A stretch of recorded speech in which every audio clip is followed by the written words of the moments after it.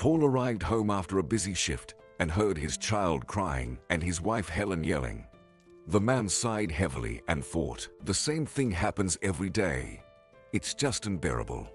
When will I find a good nanny for Max? The man entered the house, and his son immediately ran to meet him at the door, hugged him, and began to complain, wiping his tears. "Hi, Daddy.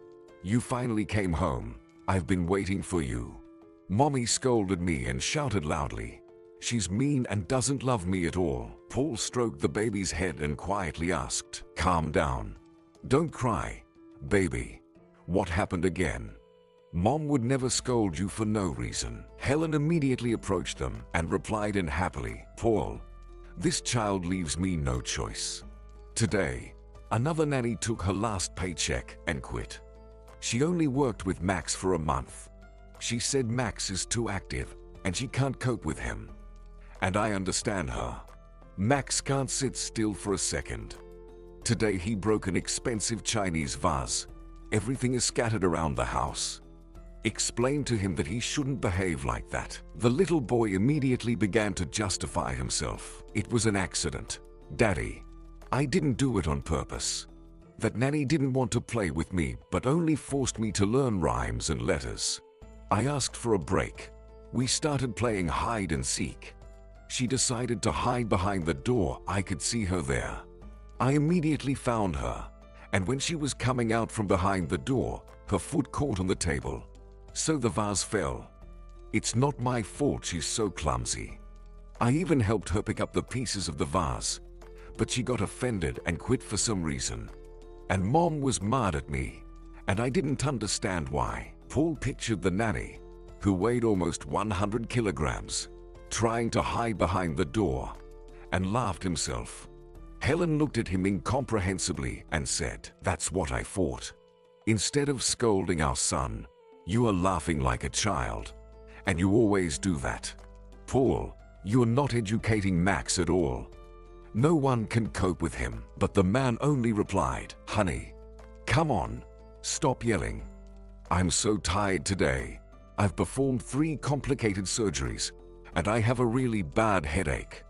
I don't see a problem with that. This nanny decided to quit, so we'll find a new one. You know, I think we should invite a few candidates so that Max can choose a nanny himself. Then we wouldn't have this problem anymore. He will definitely like the new nanny because he will make the choice for himself." Helen was surprised at her husband's words and said, "Are you serious? Do you think a 5-year-old child can choose the right nanny? Are you kidding me? I'd like to watch this show. Okay, let's go to the table for dinner.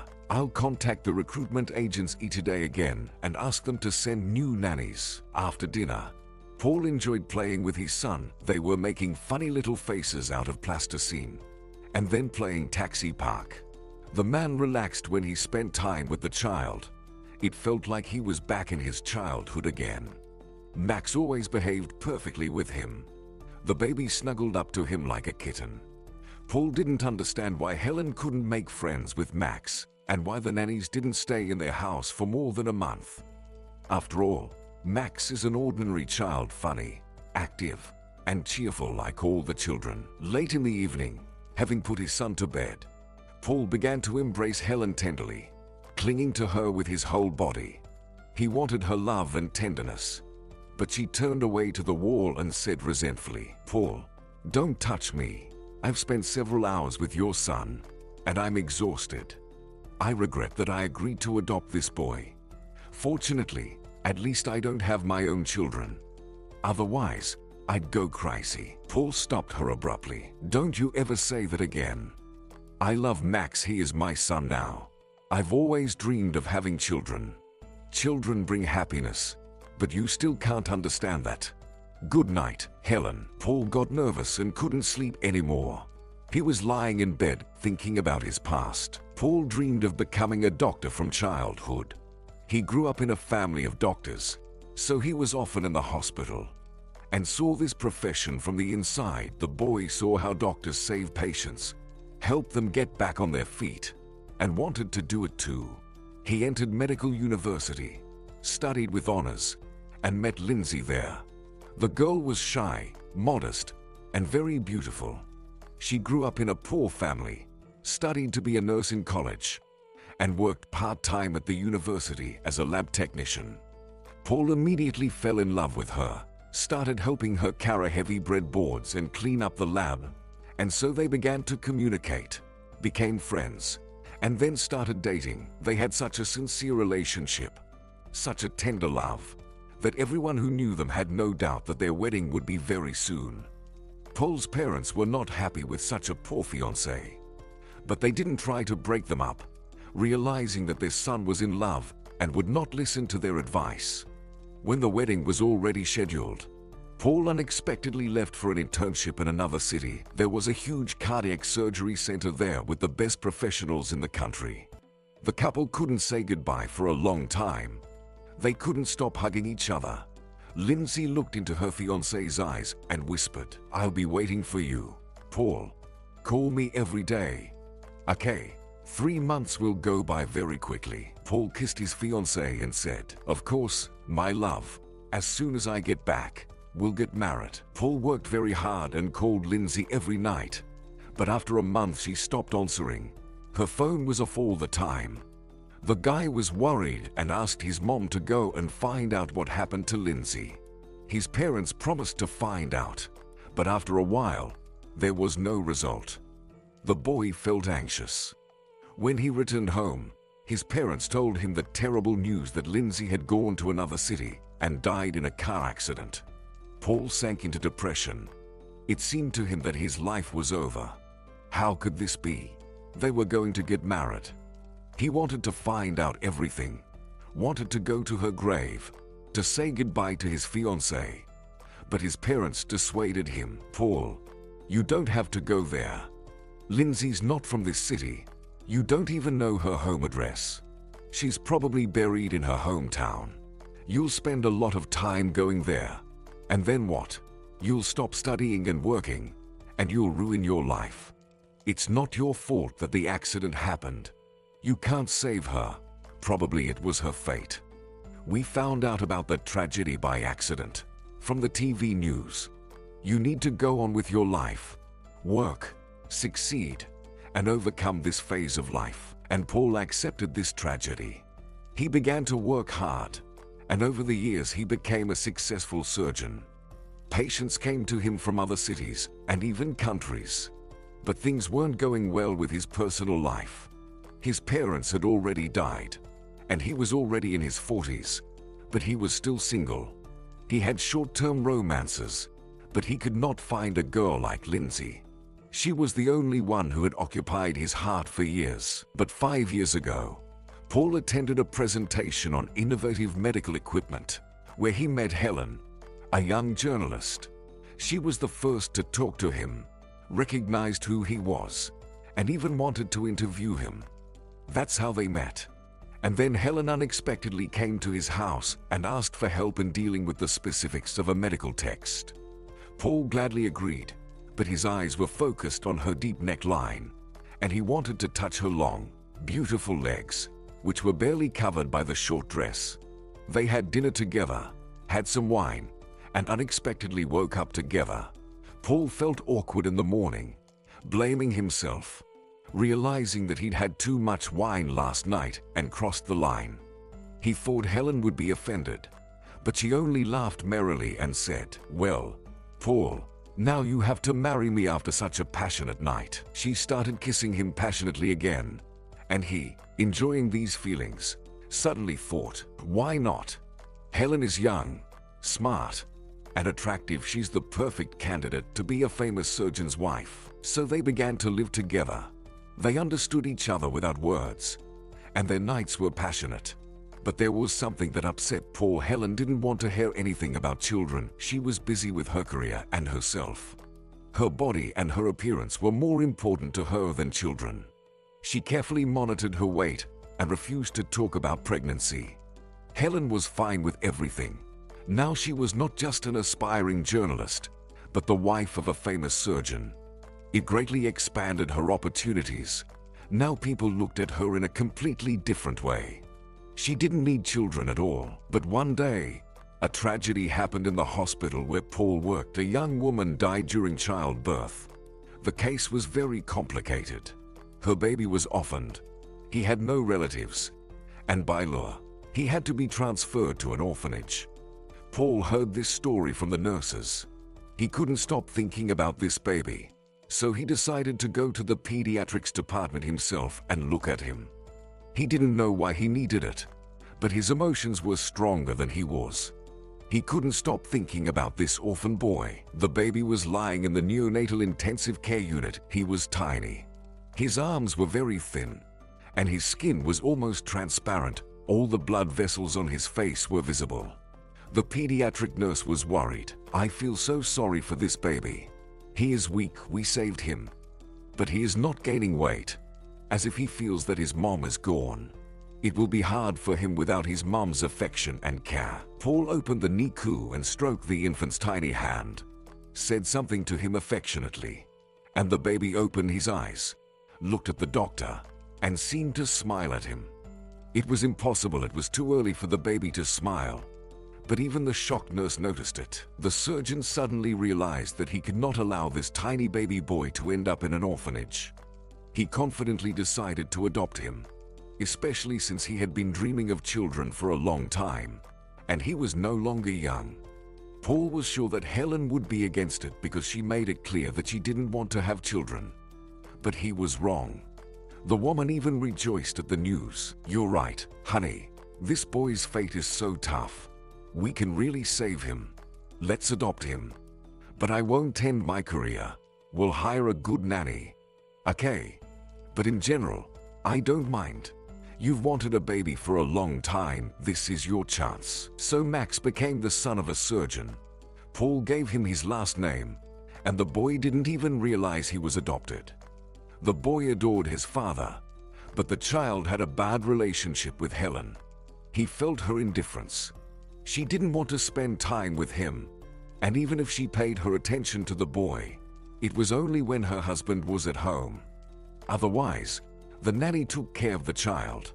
While Max was a baby, they had a good nanny. She was an elderly lady, and she knew how to deal with babies. The boy was always clean, fed, and never cried. But when Max started to work, the nanny couldn't cope with him anymore, and she had to quit. Since then, the nannies changed very often, not staying long in the house. Some of them were very young girls who were focused on their smartphones and didn't care about the child, and others were elderly and clumsy women who couldn't cope with Max. So today another nanny decided to quit. Paul couldn't quit his job because his job was the main source of income for their family. And Helen didn't even want to hear anything about quitting her job and taking care of Max. She never developed a maternal instinct. She would only occasionally take Max in her arms and cuddle him when Paul looked at them. She wanted Max to sit quietly in the corner drawing something or playing, not bothering her. Helen even gave him a cool tablet with games on it, hoping that now the child would stop running around the house and bothering her. But Paul was against such games. He believed that playing games on the tablet slowed down the child's development. He was glad that Max was not interested in the tablet, but preferred playing in the yard, drawing, and sports. All in all, he had to find a new nanny again. On Saturday, 3 candidates came in for an interview. Paul was sitting in his office reading their CVs, while Max was playing railroad and looking at the women. Helen took a seat on the huge couch and prepared to watch a fascinating show as the 5-year-old child would choose a nanny for himself. She was sure this idea was stupid but was curious to see where it would lead. The first candidate walked into the office. It was a stern-looking lady in glasses in her early 50s. She had a perfect CV. She was fluent in 3 languages and was a former teacher. Paul said hello and said, "Your experience is impressive, but we have an unusual case. I would like you to talk to my son, and if he likes you, I will hire you." The lady frowned and approached Max, but as soon as she spoke to the child, he immediately ran to his father and hid behind his back. It was clear that this nanny was not the right one for them. The second candidate also wasn't right. There was one last candidate. A nice young girl, about 20 years old, worked into the office. Paul sighed and thought to himself that she wouldn't be suitable for the job either. But to his great surprise, she immediately found a common language with the boy. The girl spoke to him tenderly and calmly, and they almost immediately began to play railroad together. Nanny was the conductor, and Max was the driver of the train. The son smiled, relaxed, and said, "Daddy, I picked a nanny. I want Lily to work for us. I promise I'll obey her." Paul exhaled and called Lily over to the table to draw up the contract. It was only now that he noticed the pendant around her neck. He turned pale, leaned back in his chair, took off his glasses, and began rubbing his eyes. The frightened girl asked, "Excuse me, is something wrong?" "Don't worry about my young age. I love children very much, and I will work diligently. Max is a good boy. I'm sure we'll make friends." The wife got nervous on the couch too. She saw her husband's strange reaction, but she got it all wrong. She thought that Paul liked this young girl. That's why he was so confused. Paul immediately calmed down and replied, "No, it's all right. It's just a headache, probably magnetic storms. You are hired. Give me your passport.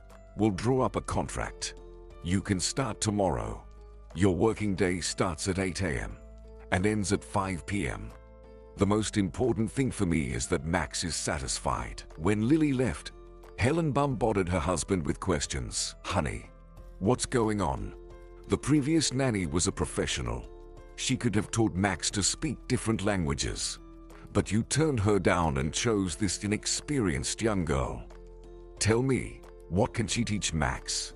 Why did you look at her so strangely? Did you like her as a woman? Tell me the truth. I'm jealous." The man laughed, picked Helen up in his arms, and pulled her close to him. "Helen, I'm glad you are jealous, but you're wrong. Lily is an ordinary girl. There's nothing special about her. I just really had a headache. Probably it was a vasospasm. I even felt sick. I only love you. Don't make things up. Max was the one who chose her. Let's keep it that way. Besides, it's better for you. The child won't bother you during the day. Isn't that what you dreamed of?" Helen pressed her plump lips together and remained silent, but still decided to be more vigilant. She didn't like this young girl, and she decided to get rid of her as soon as possible. She didn't want a competitor in the house. Paul decided to go for a walk with his son, and they went to the park. The boy was playing with other kids, rolling down the slide, climbing the rope park, and jumping on trampolines. And the man was sitting on a bench, thinking only about one thing. Where did Lily get the pendant? It was definitely Lindsay's pendant. It was engraved, made of an expensive stone, and custom made. There couldn't be a second one like it. It was the pendant he had once given to his fiancée for her birthday. The girl never took it off. It was a symbol of their love. What if Lily is his daughter? Probably not, but he needed to check it out somehow. After all, years ago, he was confused. He was in grief and didn't find the strength to look for the grave of his beloved. What if she wasn't dead? Or was she pregnant when the accident happened? There were many questions in his mind, but no answers. The man decided to ask Lily about her parents and about her childhood. It had been 3 months since the girl started working at the surgeon's house. Max obeyed her, and they even became friends. But the most important thing was that Lily didn't try to be a strict educator. On the contrary, she was Max's friend. The nanny tried to understand him, didn't yell at him, and if he started to misbehave, she calmly explained to him why it was bad and why he shouldn't do that, and the boy understood everything. Lily enjoyed playing ball with him in the yard and had time to play hide and seek and learn tongue twisters. Paul was very pleased. Now his son didn't meet him in tears. On the contrary, every evening he told him how was his day and boasted of his successes. It was obvious that the child was comfortable with his new nanny. Helen was angry. She was jealous. It seemed to her that Lily had come to their house to take her husband and son away from her. She often scolded Lily for no reason and was unnecessarily strict with her. But the girl was always polite and calm. She didn't react to her silly comments and always managed not to complicate the situation. It pissed Helen off even more. She didn't know how to get rid of this nanny, and then she developed a cunning plan. Paul was trying to talk to Lily all this time, but as soon as he started the conversation, his wife immediately showed up and looked at them very suspiciously. The girl mentioned that her mother had died a long time ago, and this news proved Paul's assumptions. The man didn't dare to ask about the pen directly, but the more he looked closely at the new nanny, the more he became convinced that Lily looked a lot like Lindsay. The same long neck, blue eyes, and golden curls. Even the ringing, cheerful laugh reminded him of his first and strongest love. The girl felt a little embarrassed when she saw his long, intent gaze in her direction. Paul couldn't stand it and decided to check if he and Lily were related or not. The idea never left his mind. One day, he found the girl's hairpin that she had left on the table in the nursery. It had some hair on it. The man carefully removed the hair and put it in a plastic bag, deciding to make a genetic test. At the same moment, his wife entered the room. Of course, she saw it, but she didn't make a scandal this time and only looked at her husband suspiciously. He deliberately took the hairpin in his hands and said out loud, "The nanny left a hairpin on the table. We have to give it back to her tomorrow. It's a very interesting accessory. It seems simple, but it's very beautiful," the woman said resentfully. "Nothing special. A very cheap thing. Just like this girl. All she thinks about is how to make you fall in love with her. Do you think I don't notice anything?" Paul could hardly contain his irritation. He hugged his wife and said, "Don't be silly, Helen. Lily has made friends with our son. No one has ever been able to do that before. Not even you. What's wrong with you again? Let's not fight. Instead, let's go get some coffee, and then I'll give you a relaxing massage." His wife pretended not to be mad at her husband, but she started to hate this nanny even more. There were 1,000 thoughts in her head. What is going on? Maybe she's not just a nanny who seduces him. Maybe this child isn't just an orphan, but his real son. She managed to make friends with this child too quickly. I don't know what's going on, but I have to get rid of that witch. Helen decided and started implementing her wicked plan. It was an ordinary weekday. Lily and Max took a long walk in the park. The weather was fine. Then they learned a verse, and in the afternoon, they were making animals out of plasticine, having fun. But the parents had already returned, and it was time for the nanny to go home. Helen went to her room to change her clothes, but suddenly she ran out of there and started shouting like crazy. "Paul, come here. Now, my jewelry box is missing. There's a lot of expensive jewelry, and my diamond earrings." The man ran out into the living room and began to calm his wife. "Honey, don't scream. Your jewelry box couldn't have gone missing. There are no thieves in our house. Maybe you put it somewhere else and forgot about it. Why panic? Let's just try to find it." Lily also came out into the hallway and asked worriedly, "I'm sorry to interrupt, but I have to go home now. Is something wrong?" Helen screamed even louder. "So there she is, the thief. I bet this modest girl is the one who stole my jewelry. Quickly show me your bag and pockets." Lily was shocked by such words. She felt so offended. After all, she had never stolen anything from anyone. Why was she being humiliated here? She silently opened her bag and emptied the contents onto the carpet in the hallway. But everyone was horrified. The jewelry box that Helen was looking for had fallen out of the nanny's bag. Lily cried and tried to justify herself. "I didn't take anything. I swear.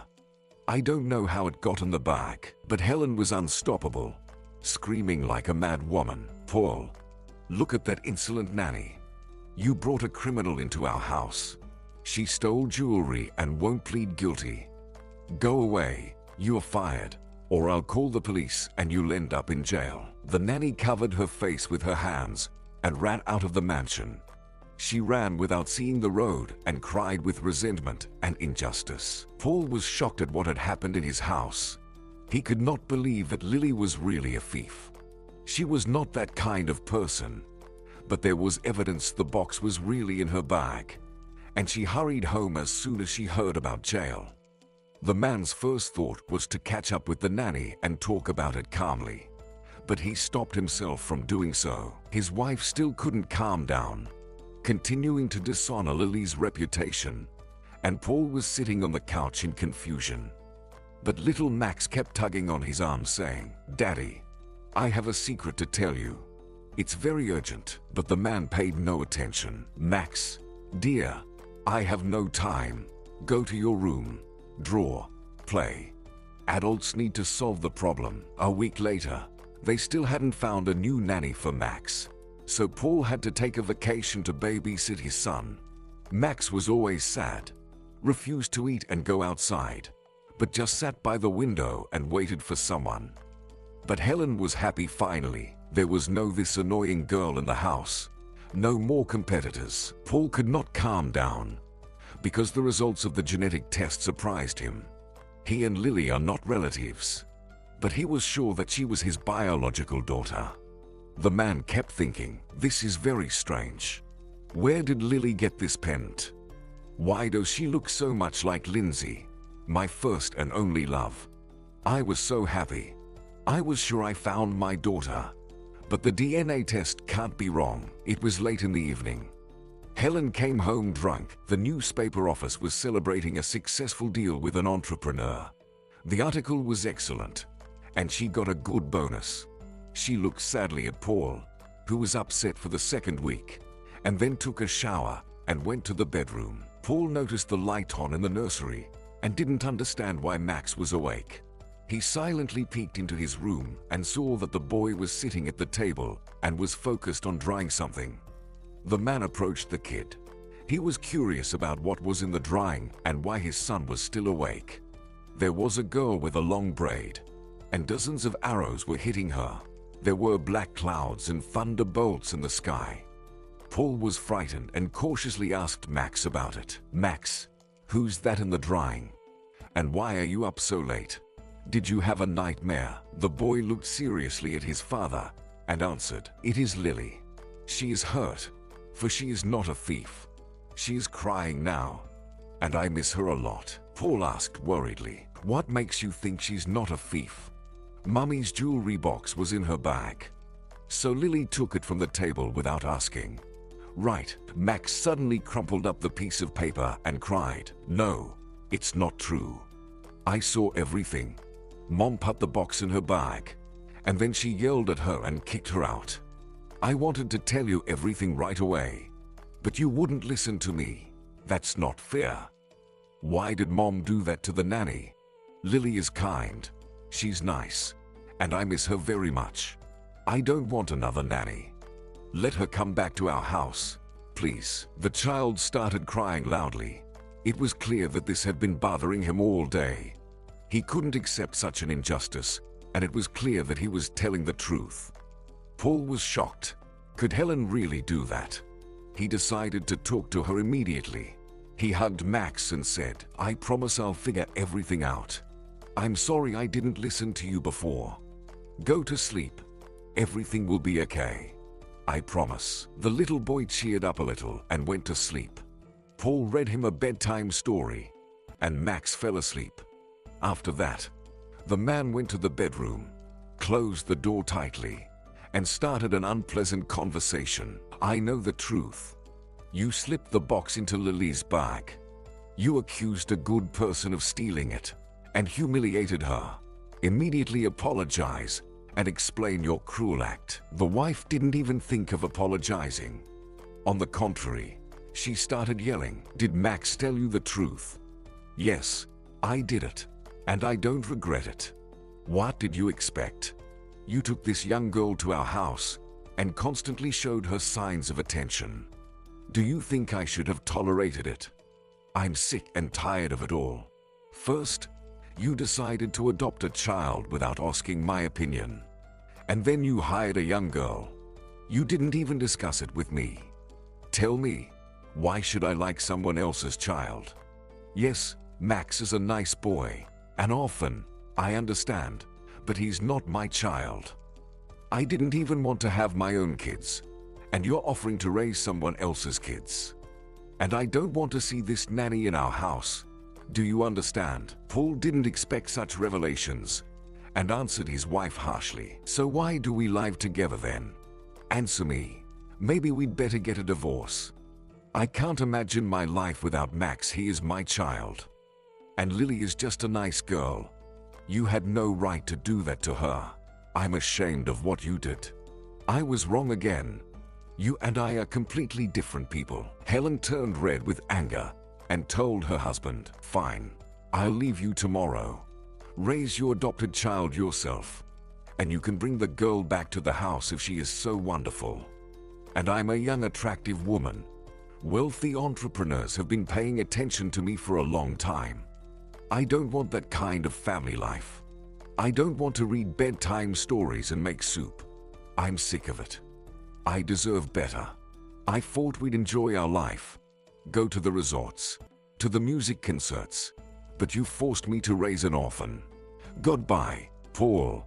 We won't live together anymore." In the morning, Helen left, slamming the door loudly. Paul was worried that Max would suffer because of their divorce because he considered Helen his mom. He tried to explain to Max that his mom was going to another country on a business trip for a long time because she had a special job. The couple divorced without problems because they had no children together, and they did not have to divide their property. Everything had been purchased before the marriage. Paul decided to find Lily and apologize, and at the same time to ask about her pendant. But it was not that easy. The recruitment agency told him that she had quit after the scandal. It turned out that Helen called the agency and told them that Lily had stolen her jewelry. A girl with such a reputation would definitely not be able to continue working as a nanny. Paul clutched his head and started explaining everything to the manager. "I'm so sorry. It was my wife who put the box in her bag and accused the nanny. She was jealous of her for some reason. The girl didn't steal anything. I'm so ashamed. I beg you give me her home address. I need to talk to her and apologize. And my son misses Lily, and he wants her back in the family. I realize that you don't have to give me her address, but please help me. It's not the girl's fault. I have to apologize." The manager turned out to be a smart woman and was happy to get this phone call. "I'm glad that we figured everything out. You know, I've seen a lot of different people, and I was sure that Lily couldn't be a thief. She's a very kind and honest girl. I didn't want her to quit, but your wife yelled at her so much that Lily got angry and quit herself. If you happen to see her, tell her to come back to the agency. I'd be happy to hire her back." Paul drove to the given address, and on the way, he wondered how it had happened that he had lived for 5 years with such a horrible person as Helen. What had he hoped for? On the way, Paul bought a bouquet of roses and was standing at the door for a long time, hesitating to press the bell. But when he saw a bewildered Lily on the threshold, he resolutely held out the bouquet and said, "I came to apologize. I'm sorry, Lily, you didn't steal anything. It was my wife who set it all up. I need to explain everything to you." The girl agreed and said quietly, "Wait for me outside. Please. I'm sorry. I can't invite you into my apartment. I have a sick relative there." A few minutes later, Lily came outside, and they sat down on a bench. The man was very nervous. He was explaining everything slowly, apologizing, saying that he had already explained everything in the agency, and that Max was waiting for her very much. Lily exhaled and said, "I'm really glad to hear that. It makes me feel so much better. I used to cry at night. I couldn't bear the injustice. I would love to work with Max again. You have a wonderful son. But I'm afraid your wife won't like it. She'll be against it, and I'm afraid to see her again." Paul smiled and said, "Helen and I are already divorced, so no one will mind. Can I ask you a personal question? It's been on my mind since I first saw you. I ordered this pendant years ago. There is no second one like it in the whole world. I gave it to my beloved woman when I was young." Lily replied in surprise, "My Aunt Lindsay gave it to me. You know, I'm an orphan. My mother died when I was 15, and I have no one else except my aunt. So she adopted me. I am very grateful to her for everything. But 6 months ago she fell in the street and hit her back. My aunt injured her spine and didn't go to the hospital on time, and now the pain is unbearable. She is sick, and she can't even get out of bed. Doctors say that we have lost a lot of time. We should have gone to the hospital earlier. Surgery can be done, but it is very expensive, and they do not guarantee a good result. My aunt is in depression. She doesn't want to live, and I feel so sorry for her. I want to help her so much. So I got a job as a nanny. I thought I could save money for her treatment. I want to cry when I see that she is dying slowly.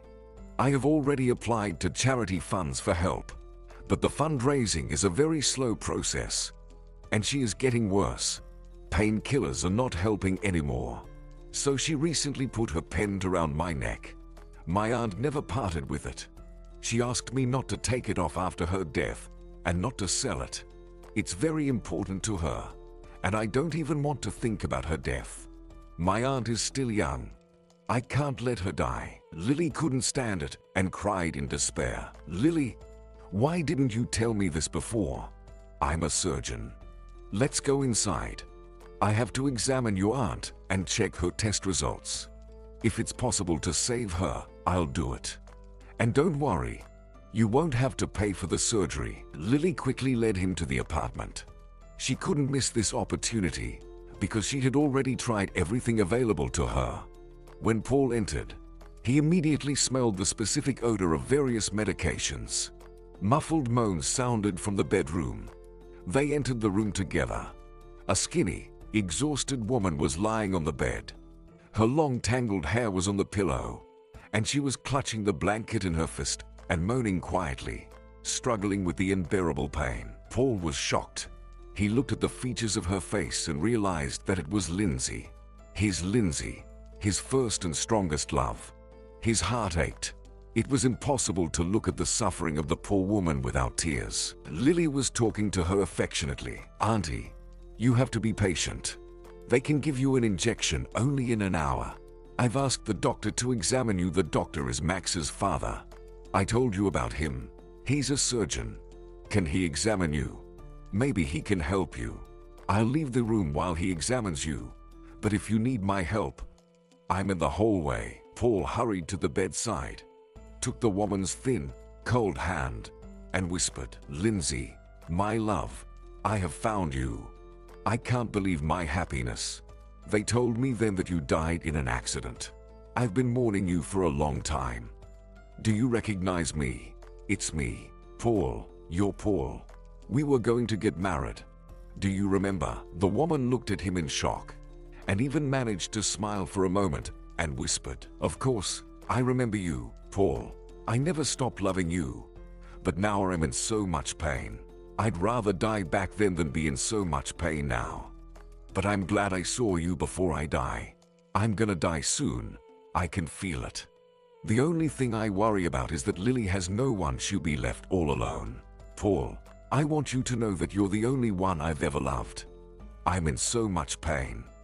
The woman said gravely. Lindsay groaned with pain again, and Paul realized that he was not just her ex-fiancé, but a surgeon, and began to examine her, then filled a prescription and sent Lily to the drugstore, giving her money for the medicine. Who prescribed her this medicine?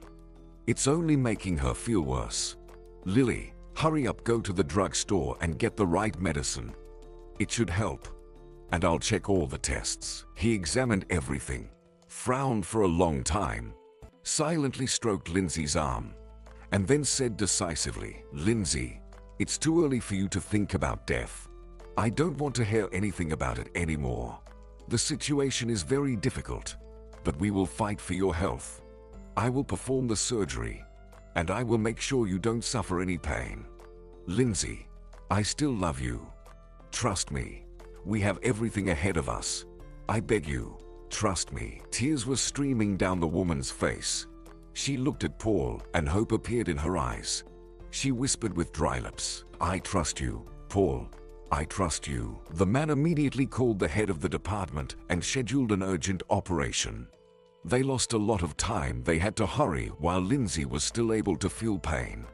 The surgeon was focused and told Lily what to do. The girl packed all the medical certificates, documents, and some clothes. She prayed and cried, worrying about how the operation would go. Paul realized that the life and health of his beloved woman depended only on him, and he had to do everything possible so that she could walk again. He had no right to make a mistake. Lindsay could not believe that all this was happening to her. All her life she had loved only Paul, and after their breakup, she never fell in love with anyone else. She had never expected to see him again, and now, when she was bedridden, his appearance was like a miracle. Lindsay was carried on a gurney to the operating room, and Paul was holding her hand. She was not afraid of dying during the surgery. She only smiled blissfully, trying to memorize every feature of his face. The surgery lasted more than 5 hours. Paul was literally reassembling the nerves of her spine 1 millimeter by another. He was sweating, but he stayed focused and kept doing his job. Finally, the operation was over. The surgeon had no energy left, but he was pleased with the result. The health prognosis for Lindsay was good. But the man didn't even think of going to rest. He changed into a dry uniform and stayed at the patient's bedside in the intensive care unit. It was important to him that she saw him as soon as she opened her eyes. Lindsay didn't regain consciousness for a long time. She woke up, didn't understand anything, and quickly fell asleep again. But 24 hours later, she finally woke up. She looked around the room and saw Paul dozing in a chair beside her. He never let go of her hand, holding it tightly. It felt so warm, so good, and she thought, I hope it's not just a dream. Did my prayers help? My beloved Paul is by my side, and he's holding my hand. It's not a dream, it's reality. When she was able to move her hand, Paul immediately woke up and looked at her anxiously. He began stroking her hair and hands and whispering, Lindsay, my love, the surgery was successful. I'm sure everything will be fine now. You'll be fine. How are you feeling? Are you feeling nauseous? I'll wet your lips now, and you'll feel better. He nursed her like a child and shared with her everything that had happened during these years of separation. Lindsay, my love, why did you disappear then? I called you 1,000,000 times, but you didn't pick up the phone. I felt that something bad happened to you. And then my parents told me this terrible news. Can you imagine what I went through? I thought I would go crazy. I thought I wouldn't survive. I mourned you like you were dead. Please, tell me, what really happened? It's all in the past now. No grudges. I just want to know the truth. It's very important to me. You know, the woman removed her hair from her face, swallowed her tears, and began to tell quietly, I didn't run away, Paul. I loved you madly. We dreamed of getting married. We even chose names for our future children. We were so naive.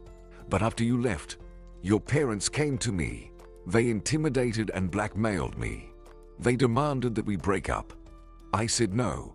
But then your father found out that my mom had a criminal record and started threatening that he would tell her employer about it, and she'll be fired and she'll never get another job. I was really scared, but I agreed. I couldn't do that to my mom. You know, you have no idea how hard it was for me to make this decision. Realizing that I would never see you again. It was unbearably painful. I was pregnant at the time, but due to severe stress, I had a miscarriage. My life was completely destroyed. I even wanted to go to a convent, to become a nun. I spent a month there and prayed a lot. The nuns had long conversations with me and talked me out of such a life, saying that I was not ready for it. I remembered her words for the rest of my life. Go with God. Live honestly. Don't hold grudges against people. And don't forget to do good to people. Pray, and if God helps, you will meet Paul again. That's how I decided to become a volunteer, helping homeless animals and finding new homes for them. When my sister died, I adopted Lily. She is a good girl, kind and sympathetic. So we began to live together, and over the years, she became like a daughter to me. And I never forgot about you, Paul. I tried dating men, but I could never fall in love again, which is why I never got married. All my life I took care of my niece and stray animals. When I stopped working, I was afraid for Lily. I thought I would die soon. That's why I gave her your pendant. I never took it off my neck all my life. I kept it with me. When I saw you in my room, I couldn't believe it. I thought I was asleep. Paul, you have no idea how much I love you. The man kissed every finger on her hand. He couldn't stop looking into her sincere eyes and begged for forgiveness. Lindsay, forgive me. I'm a coward.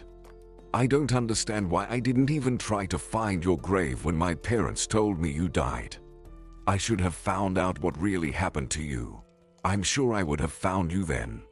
But I decided to stay at home like a coward. My dear, sweetheart, you suffered so much while we were apart. I studied, worked, became a chief surgeon in our city, finished my dissertation, got married, and already divorced recently. I adopted a child, and now I'm raising him alone. And I suffered all my life, trying to find a woman like you, but I couldn't. There was passion, lust, and romance in my life, but there was no love. I will never let you go now.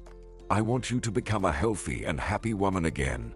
As before, I'll do anything to make that happen. You know, sweetheart, I think it's no accident that you and I met again. He told Lindsay everything about his quarrels with his wife, about the genetic test, and about the pendant that had helped him find her. Well, Lindsay said in surprise. After a while, the woman began to recover. Lindsay had a long rehabilitation ahead of her, and finally, she managed to get back on her feet. She was still walking on crutches, but she was happy about it anyway. Paul was by her side all the time, and Lily helped him with Max. She was his babysitter. Just like before, Paul and Lindsay moved into the mansion and began living together, raising Max. The boy quickly made friends with the woman. He felt she loved him and cared for him. Lily also lived with them. She met a nice guy when she visited her aunt in the hospital. Her fiancé worked as a nurse. He was a kind and sincere guy. Lindsay was happy for her niece. She saw that the guy sincerely loved Lily, and the girl's smile never faded from her face. Paul and Lindsay lived together as if there were no years of separation between them. A woman looked better and younger when she was with a loving man. Her face glowed with blush, and her eyes glowed with love as in her youth. Now Lindsay knew for sure that it was possible to start a new life even in your 40s. She enjoyed the nights of pleasure when her lover whispered words of love in her ear and hugged her so tightly as if she was the most precious treasure in his life. The woman devoted all her free time to Max, playing with the boy and having fun. Her long-time dream had come true. She had become a mom. Max didn't think about Helen anymore, because he was enveloped in the care of Lindsay, Lily, and Daddy. And now there was no yelling or scandals in their family, but always laughter and fun. Lindsay turned out to be a great housewife. She made delicious soups and pastries, and Paul always hurried home after work, knowing that she loved and waited for him there. Lindsay continued to be involved in charity work, and now she was looking for new homes for cats and dogs together with Max. And at the same time, she was teaching the little boy to love and help animals. The boy brought home an abandoned, sick cat and persuaded his father to keep that cat at home. They nursed him together, fed him, and bought him vitamins and medicines. Soon, he turned into a beautiful cat with long shiny fur, and he was very grateful to his new family for saving him. A year later, Max went to school. Lindsay and Paul walked him to school holding his hands, and they looked like a real family and were very proud of their son. But one day, when the family was having dinner, the doorbell rang, and Paul went to open the door. He was surprised to see Helen on the doorstep. She hadn't changed at all. She was wearing a gorgeous dress, high heels, and bright lipstick, and she had the same piercing journalist's gaze. The man frowned and said, "Hello, I can't say I'm glad to see you. Why did you come? Don't tell me you missed me. I wouldn't believe you anyway. Helen pretended to smile sincerely and replied, honestly, I didn't think our meeting would be like this. I really missed you, my love, and I missed our son Max. And I also wanted to ask you for some money. Just a few $1,000s. I failed to be a popular journalist in the big city. Here your friends offered me to do the best reporting, but there I'm just a nobody. A young guy ran away from me as soon as I ran out of money. So, would you be willing to help me? Paul was shocked at such brazenness and answered sharply, I won't give you any money. Not a dime. You are no longer part of my life.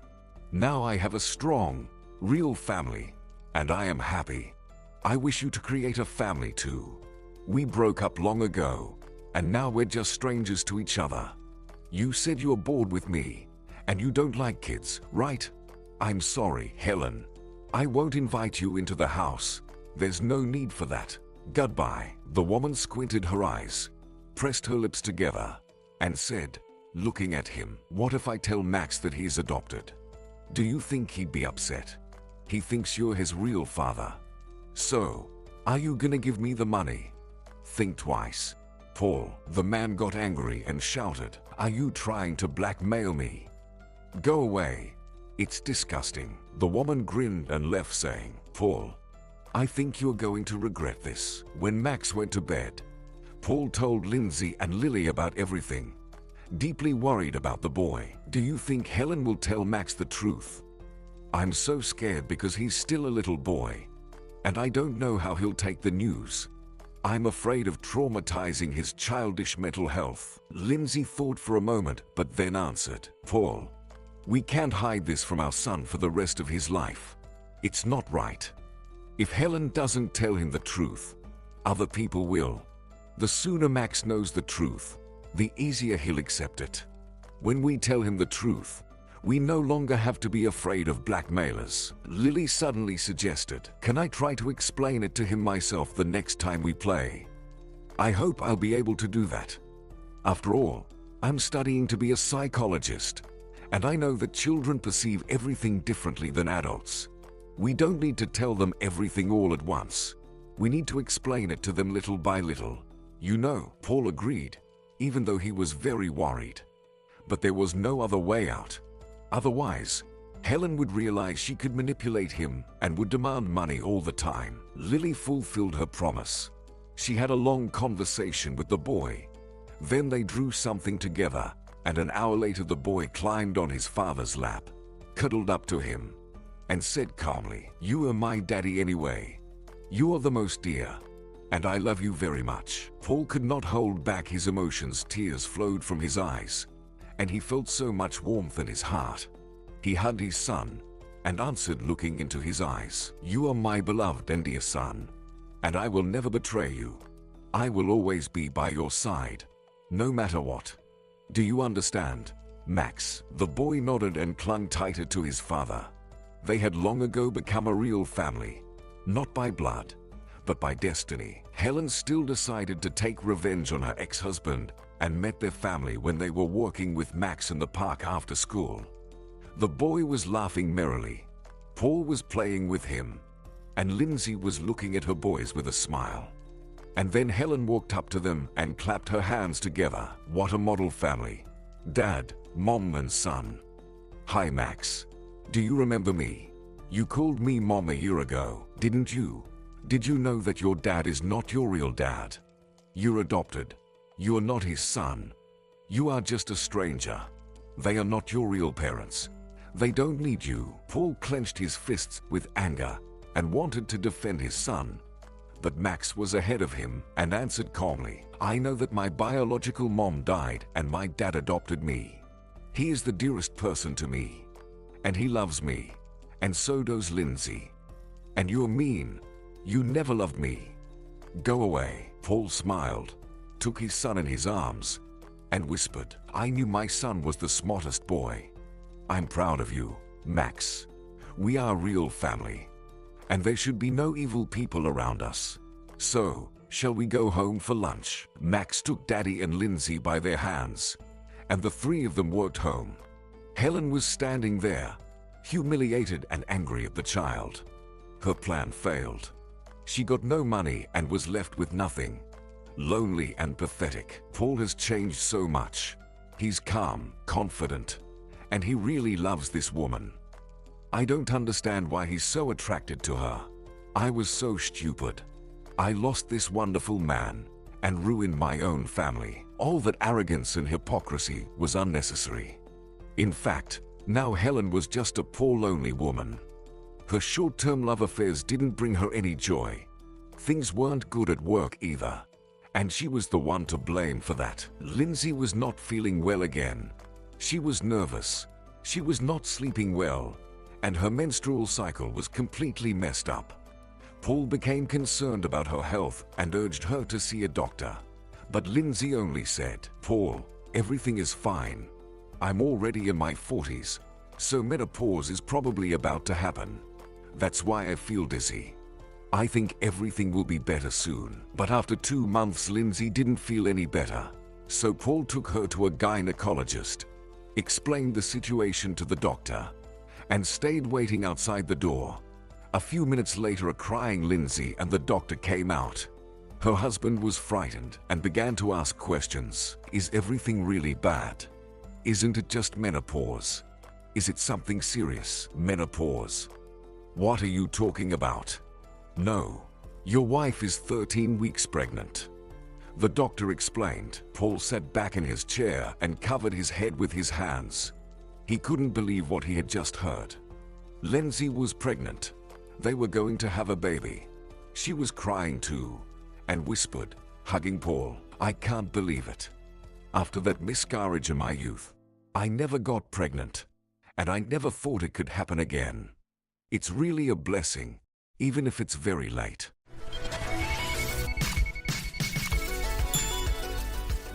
All right, everyone's presentations are done. Nick, the manager, said as he tried to move the discussion forward. "Excuse me, I haven't. I recently found out something." Nick interrupted me and began to speak. "There's apparently someone in this department who didn't graduate high school and is just a part-timer. Meetings should be for employees only." Absolutely right. His lackey, Mike, of course, agreed with Nick. "I'm leaving." After leaving the meeting room, I started to shut down my computer. I noticed that an email had arrived, not in my personal inbox, but in the company's shared email. Thinking, there's no point in speaking up, no one will listen, I went home quietly. The next day, I heard a commotion from Nick's desk. He was staring at his computer screen, his face pale. "Nick, is something wrong?" Mike looked at the screen with him. And he turned even paler than Nick. Why is he so angry? Knowing the reason for Mike's distress, I thought to myself, serves them right. My name is Adam. My mother passed away when I was in the 9th grade, and I was raised by my father. Well, you could hardly call it being raised. After my mother passed, my father changed. He drowned his sorrows in alcohol, and though he still went to work, he squandered our living expenses on horse racing. Because of that, I had to start working part-time as soon as I entered high school. Every month, I went to the convenience store with bills in hand that couldn't be auto-deducted from my father's account. Even though I endured it because I didn't want to be alone, I reached my limit in my 2nd year of high school and dropped out. I found a live-in job at a distant inn. Thank you for everything. The day I left home, my father, still staring at the TV, spoke. Take care. That was our last conversation. Back then, 18 wasn't the age of majority, so I needed my father's permission to work, and I couldn't hide my place of employment. Yet, my father never visited me even once. I kept working just to survive, and before I knew it, I was 42. Years of hard work paid off, and I was transferred to the headquarters. I was thrilled to be recognized by the company, as I thought I'd be working in the field until retirement due to my lack of formal education. Listen up. Our work can change the future of our employees. Don't drag us down. On my first day after the transfer, Nick, dressed in an expensive suit, spoke sternly. There was a reason for this. Our inn was located in a prominent tourist destination, known so well that everyone in the state could sing its commercial jingle. At its peak, we had 5 locations within the state. but that was long ago. Due to financial difficulties and aging facilities, only the place where I had worked for many years and the original establishment remained. I was prepared to lose my job anytime, but now there was a glimmer of hope. With the rise of social media, the tourist area where the inn was located started gaining attention again. Depending on how hard the sales department, where I was transferred, worked, we could either thrive or be forced to give up this prime location to the new hotel chains continuously popping up. For Nick, who had switched careers from another industry to strengthen our sales, this was a battle he couldn't afford to lose. I understood why he had to be strict. "I will do my best." Nick sneered at my enthusiastic declaration. "Did you not hear what I said?" "I'm sorry." I thought I was listening carefully. Out of habit from years of customer service, I apologized reflexively, though I had no idea what had offended him. Someone was watching me with a smirk. In this department, there are those who are expected to excel and those who have been shoved here because they have nowhere else to go. You are the latter. It was Mike, the section chief. He's 7 years younger, at 35. But he was called to headquarters much earlier than I was and had been moving around within the headquarters ever since. I'm not jealous, but I can't accept that he's my boss. Graduating from a prestigious university, he has an unusually high pride and caused many problems as a newbie, making things very difficult for me when I was the front desk leader. When I found out Mike was transferred to the sales department a month before me, I was disheartened. Mike is right. With just a middle school diploma, there's not much you can do. Don't even think about achieving results. As if I didn't exist, Nick remarked, "I'm thirsty." Mike eagerly ran to the coffee maker. It seems Mike is Nick's lackey. I regretted being happy about my transfer to headquarters, wishing I had stayed on site forever. Send a direct mail to every company on this list by the end of the day. Nick only assigned me tasks that even a new graduate could handle. What? There are over 1,000 companies. You want me to send to all of them by today? Yes, if you and your fellow misfits split the work, even those with nowhere else to go should finish by today. I glanced at the employees typing away expressionlessly. They were worn out from customer service, only thinking about leaving on time, or were women reassigned after having children, with zero motivation for work. Even Sam, a new graduate from the same university as Mike, who was supposed to be among the expected achievers, had no enthusiasm for the job, having joined the company wanting to do customer service. "I don't care what they say, I plan to quit any time," he said. Only Nick and Mike were highly motivated, making all the decisions between the two of them. I originally only wanted to work at the inn to survive and had no particular attachment to this job. I swallowed my words, thinking I had no right to reprimand them. About a month after the transfer, Nick told us with a frustrated look. "To commemorate the 50th anniversary, we've decided to create a plan exclusive for one group per day. Originally, Mike and I were supposed to come up with it, but our president, Mr. Thompson, insists on hearing everyone's opinions. So, you all get a chance." As Nick explained, Mike began handing out prints. Make sure not to embarrass Nick. If your ideas are half-baked, you'll have to redo them. It seemed that they had printed his handwritten notes by Mr. Thompson, which included several questions and a section for free responses. It made sense why Nick had to seek our input, given that all responses had to be submitted to Mr. Thompson. We were given a week to think about it, and a meeting was scheduled to compile our ideas. My plan is to let guests enjoy both the old and modern America. Nick began the presentations. Guests would watch a master confectioner at a nearby traditional sweet shop make sweets in front of them. The welcome drink would be premium tea in a bottle. Nick's plan was certainly attractive. After his presentation, Nick called on us to present in the order we were seated. Just as I stood up for my turn. "All right, everyone's presentations are done." "Excuse me, I haven't. I recently found out something." Nick interrupted me. "There's someone in this department who didn't graduate high school and is just a part-timer." He was likely talking about me. I joined the company as a part-timer and was made a full-time employee when I turned 20. That was 20 years ago, so Nick and Mike probably had no chance to know until recently. Meetings should be for employees only. Absolutely right. After that, Nick kept creating opportunities to solicit everyone's opinions, purposefully excluding me from speaking. The meeting unexpectedly heated up and went past the scheduled end time. A few people asked to leave, and the discussion continued with the remaining few. Still here? Normally, you'd leave in that situation. Though I had no attachment to the job initially, hearing kind words from customers made me want to make them happier. For someone like me, with nowhere to go, the inn was my home and customer service was my life. I felt pathetic about my current self. I'm leaving. I left the conference room and started shutting down my computer. I noticed an email had arrived, not in my personal inbox, but in the company's shared email. Thinking no one would listen to what I had to say anyway, I quietly went home.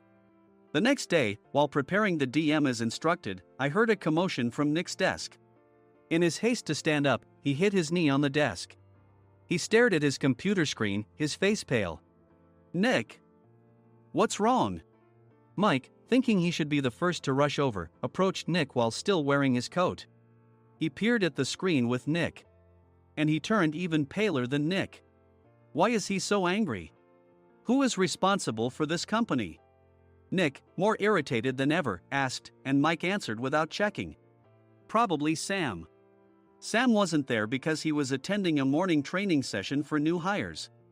Nick gave up on getting angry and returned his gaze to the screen. They were looking at an email that arrived right after the end of the working day yesterday.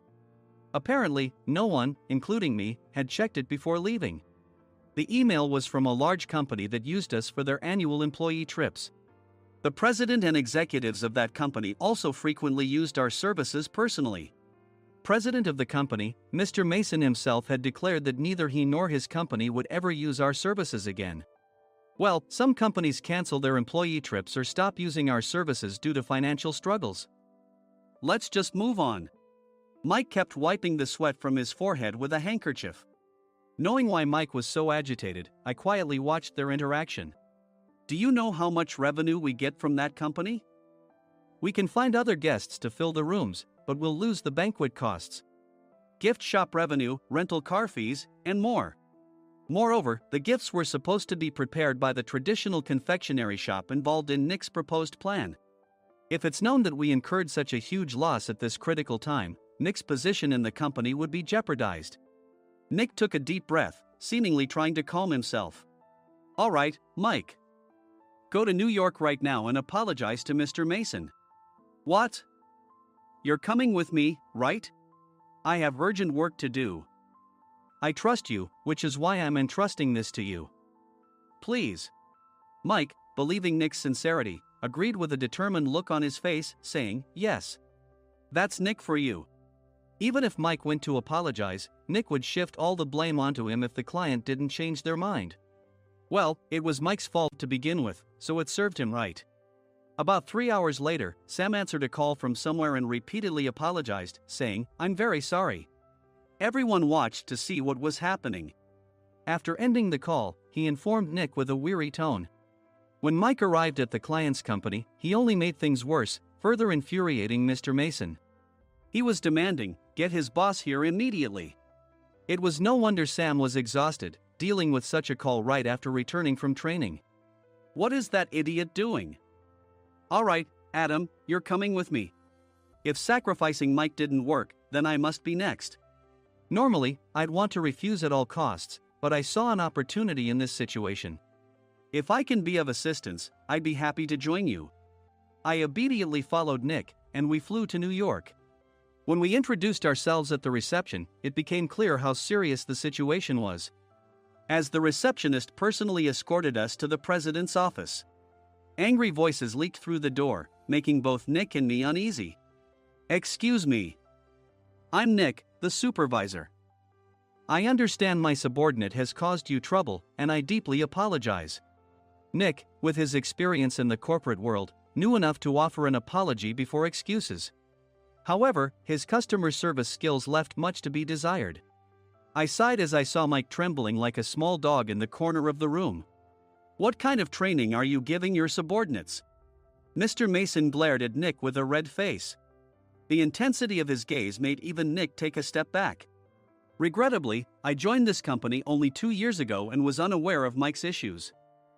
I should have identified his shortcomings sooner. Indeed. I should have realized sooner.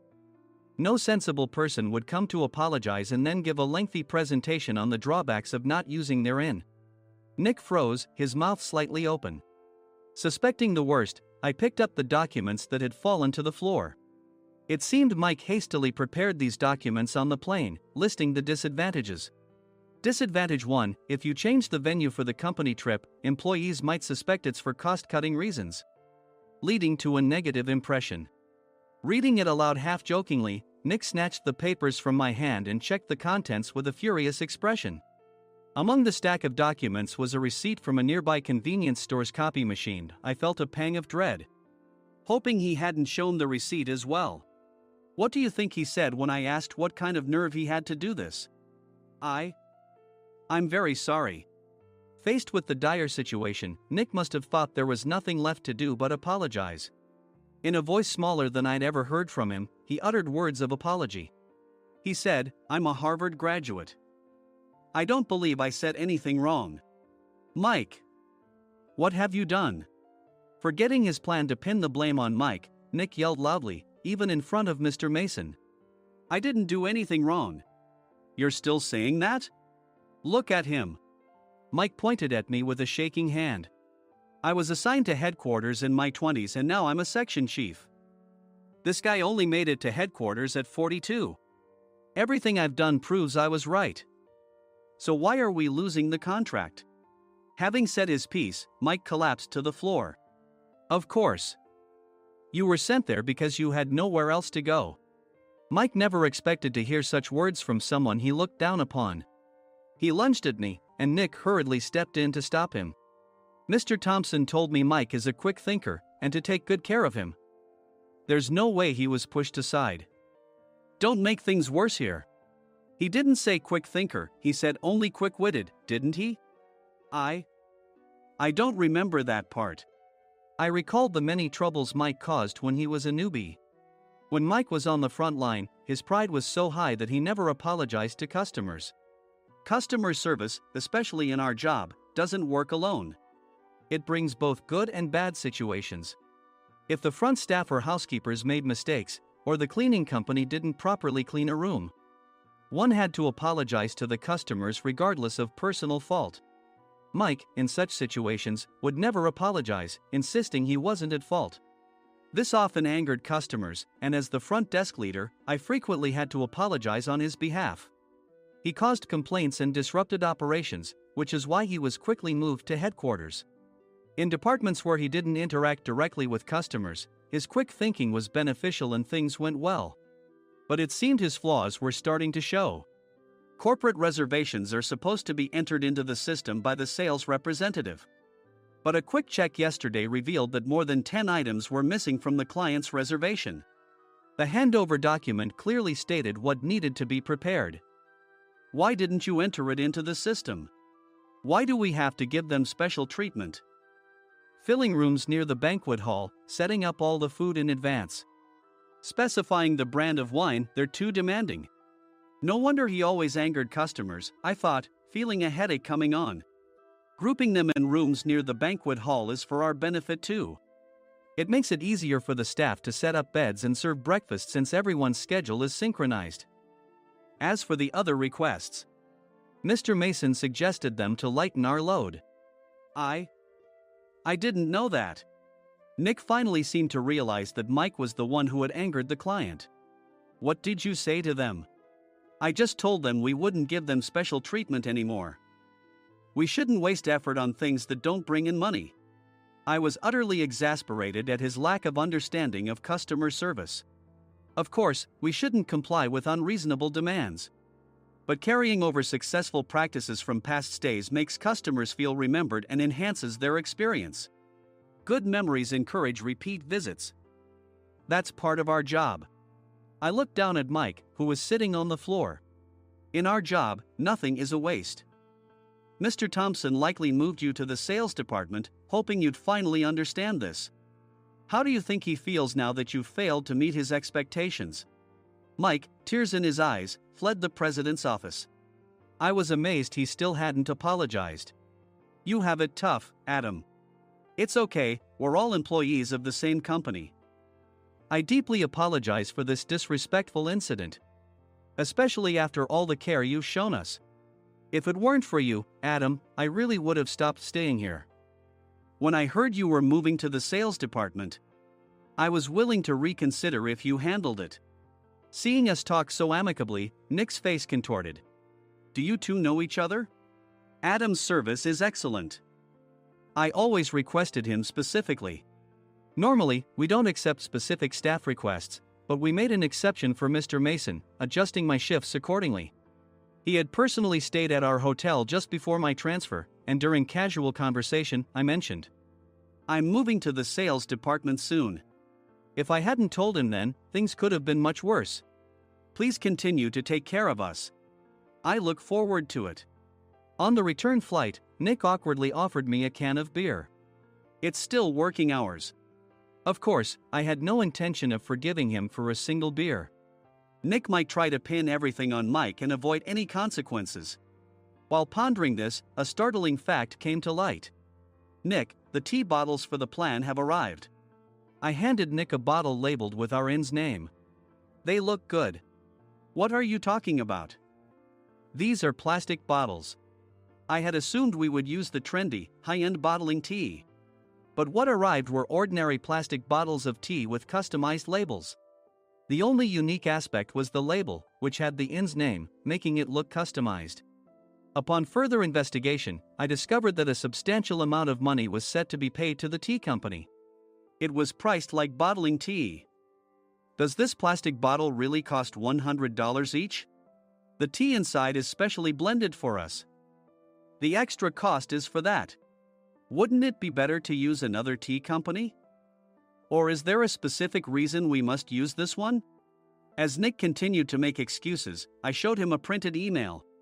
I informed the tea company's president, Mr. Mitchell, that we discovered irregular payments and he confessed. He said you two were high school classmates and planned to split the extra money. That idiot. Why did he confess? That's not important. You should worry about yourself, this could turn into a police matter. Opening the bottle cap, I suggested. How about calming down with this tea? It supposedly has a relaxing effect. Nick drank the tea frantically. In the following days, decisions were made about their fates. Mike was reassigned to the General Affairs Department, with no chance of transfer or promotion, as per Mr. Thompson's orders. As for Nick, since the payment to the tea company hadn't yet been made, he narrowly avoided legal trouble. Instead, he was encouraged to leave the company, and to avoid further complications, Nick submitted his resignation. Rumor has it that connections between HR departments have made it difficult for him to find new employment. Even though it was good to have those two gone, something unexpected happened in the sales department. Everyone became motivated and united in refining the 50th anniversary plan. In the end, my plan was adopted. We collaborated with the Tourist Information Center to provide personalized guides. The plan, tailored to the number of guests, was truly special for the 50th anniversary. "Hey, is Adam's family coming to stay?" I immediately booked that special plan for my family. Sam noticed it on the reservation list and quickly picked up on it. "Yes, I'm inviting my father." "That's great. I might invite my parents too." I lacked the courage to face my father just as Adam. But here, with the confidence Mr. Mason praised, I felt ready. The 50th anniversary plan was a perfect opportunity to reconnect with my father. I hoped to bring back the days when we could laugh together as we once did.